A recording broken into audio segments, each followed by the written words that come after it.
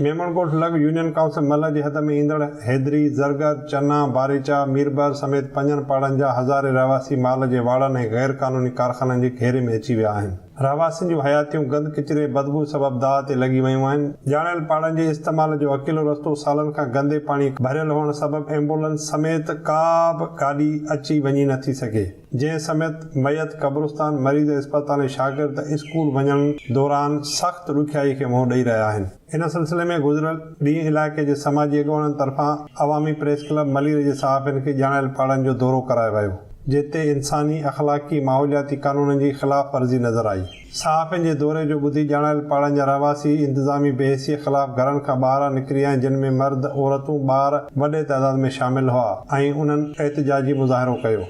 उन मौक़े ते शागिर्दियाणी ज़ुबैदा मल्लाह ॿुधायो त हू रोज़ स्कूल वेंदी आहे। इलाइक़े जे हिन अकेले रस्ते तां लंघे थी, जिते गंद किचिरे सबबि हू केतिरा भेरा बेहोश थी चुकी आहे। जॾहिं त इलाइक़े जे मुअज़्ज़िज़नि मजीद मल्लाह, ख़ादिम बारेचो, अब्बास मेमून, इरफान मेमून, सिकंदर मल्लाह ऐं ॿियनि जो चवणो त हिननि पाड़नि में सवें घर ऐं हज़ारे रहवासी ग़रीब आहिनि, जंहिं सबबि संदन मसइला हल नथा कया वञनि। जॾहिं बि अचण वञण जो असांजो हितां खां रस्तो थिए थो, हमेशह असांखे हितां परेशानी थिए थी। हेर अञा घटि, पर कॾहिं अगरि बरसाति पए थी त बिल्कुलु इहा गंदगी अञा ज़्यादा फैलिजे थी ऐं इन सां अञा ज़्यादा बीमारियूं पई वधिजनि। पैदल हली कोन था सघूं, को बीमारी को बीमार खणी था वञे, त उन लाइ करे असांखे हिन गाॾी मां अचण लाइ करे वॾी मजबूरी आहे। गाॾी बि अंदरि नथी अचे। होट टे ॾींहं लाइ अचनि था, पोइ अचनि था बाबा असां हर कमु करण लाइ तयारु आहियूं, पोइ होट ख़तमु थी वञनि था, पोइ असां ग़रीब खे सुञाणे बि कोन थो।